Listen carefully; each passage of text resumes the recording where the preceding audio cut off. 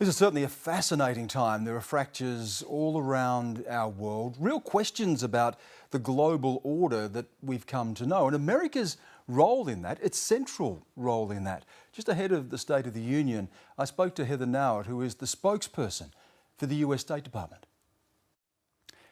Heather Nauert, thank you so much for giving us your time on what is obviously a very busy day in the United States.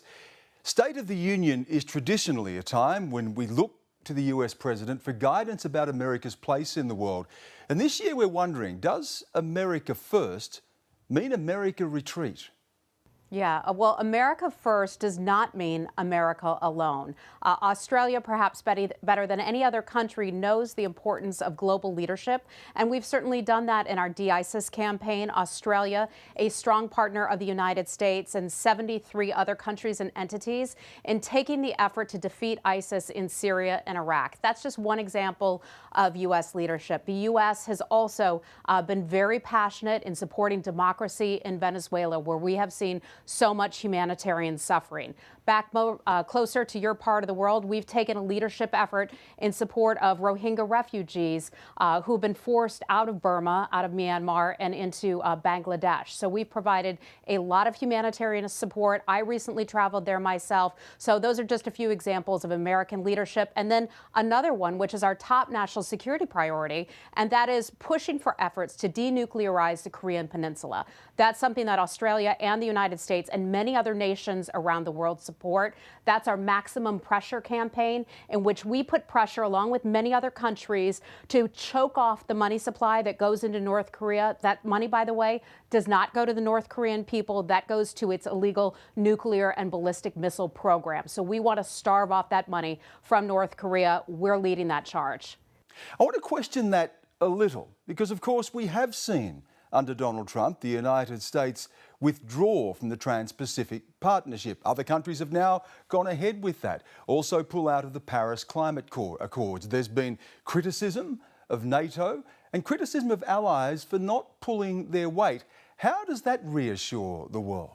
So let me start with NATO, for example. The United States has made a really strong push for other countries around the world to put in 2% of gross domestic product into its military budget, if you will. And we've been able to get many countries around the world to start doing that. So that's an example of global leadership. You talk about trade. The United States and Australia have had a strong trade partnership since at least 2005. Under this administration, we believe that we can negotiate sometimes better deals for American workers and for American companies when we negotiate directly with some other countries. And so that's an effort that this administration is looking to do.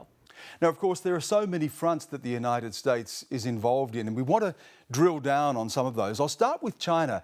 How does the United States view the rise of China, particularly the emerging tensions in the South China Sea?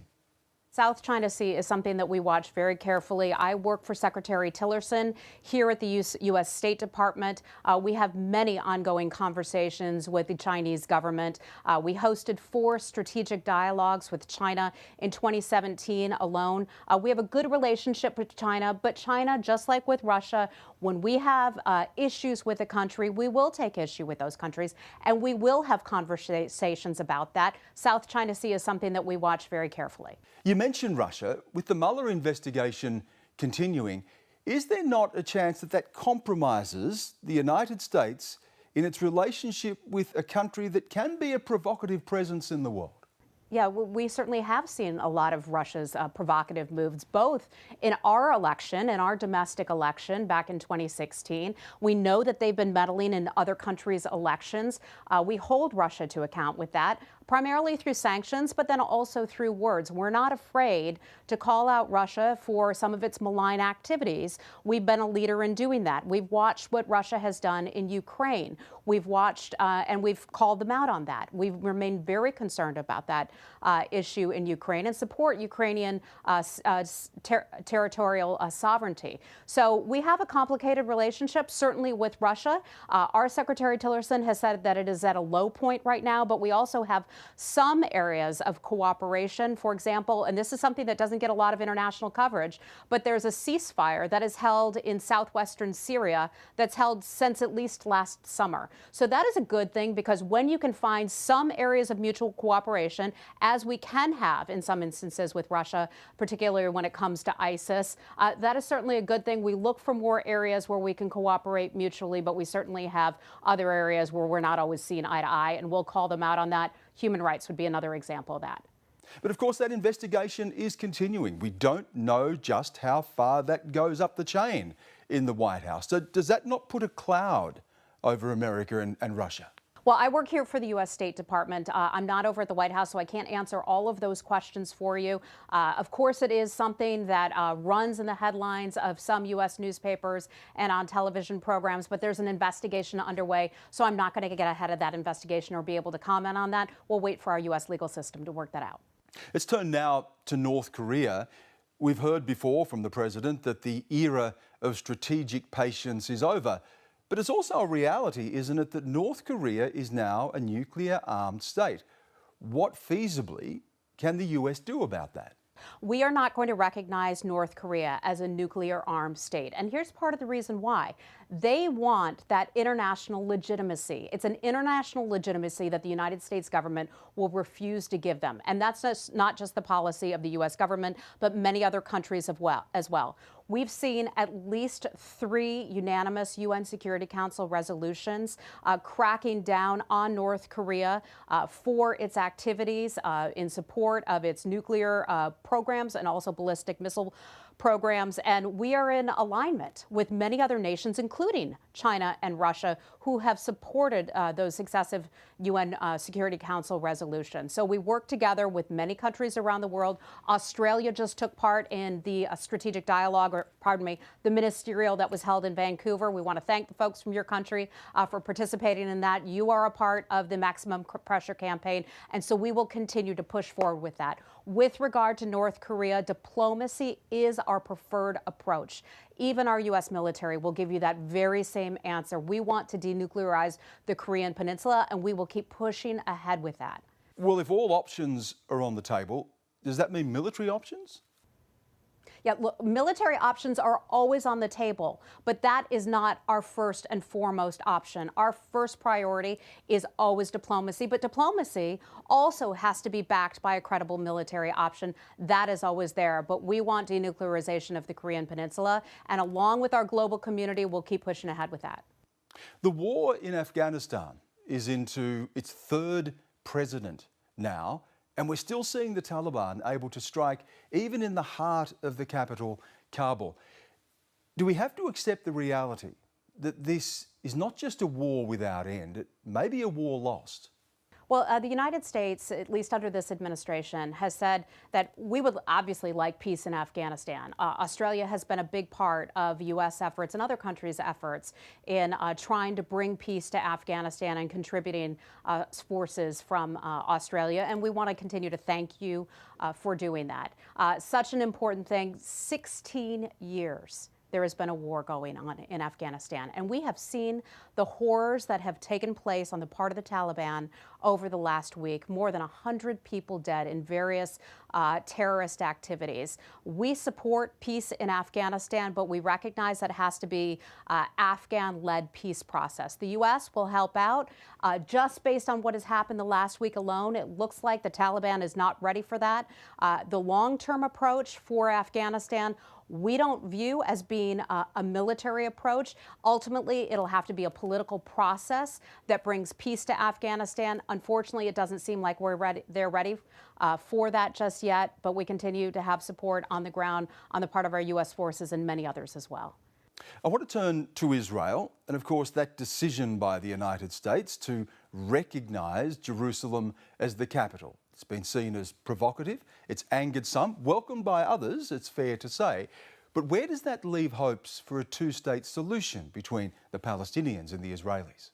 Well, here's one thing that this administration has said. We support a two-state solution if the parties can agree upon it. And that means that the Israelis and the Palestinians have to both be willing to sit down and have negotiations where they'll both have to give a bit on this. They will both have to give. We are not saying it's going to be easy, but we support a two-state solution if the two sides will agree to it. So we're not determining what the outcome must be. They have to be the ones to decide. So we're hopeful in that. The president has put a big priority on trying to bring peace to the Middle East, as have many other administrations. Look, longer than you and I have been alive, there has been strife and turmoil in this part of the world. We'd like to bring peace, but recognize that both sides have to be willing to sit down and talk about it. Well, you've talked about the relationship with Australia. I want to deal specifically with that now. It didn't get off to the best of starts with that tense conversation between Donald Trump and our Prime Minister Malcolm Turnbull over the refugee deal. How would you characterise that relationship now? Oh, gosh, I would say our relationship with Australia is strong. I mean, certainly countries can have little disagreements over things, but we have such a system of shared values, a shared vision, not just for your region of the world or our region of the world, but the entire world as well. We remain strong, steadfast allies of Australia. Please know that we stand with you. What are the obligations, the expectations of Australia in this relationship? Well, I think the expectations are just as close as any strong ally. The president has spent time in the region. You know, the president went on that unprecedented 12-day trip to Asia. Secretary Tillerson, who I work for, spent some time in Australia. Our Vice President, Mike Pence, spent time in Australia this year as well. And we know we had a good meeting with your Prime Minister. I had the opportunity to meet Julie Bishop when she was in New York for the UN Security Council. So our relationship, I would say, is strong as ever. Well, Australia, of course, is in a unique position. Its biggest trading partner is China. Its closest strategic relationship is the United States. How does the US view that? How do we manage that sometimes difficult relationship? Well, I think very different types of countries, China and Australia. Australia is a democracy. Australia, we have a strong bond with. Now, China, we have a different type of relationship. We have areas of disagreement with China, and we talk to them about that, and we have forceful conversations about those things, such as media freedom, internet freedom, human rights. We have lots of those conversations with China. Those are not issues that we face with Australia, so the conversations and the countries are very different. There is a view, and it's often expressed here, that at some point Australia may have to choose the US or China. You know, I think that's a question for the Australians. I can't imagine that Australia would want to choose one over the other. I think the countries have to work together. Heather Nauert, once again, thank you so much for joining us. Thank you.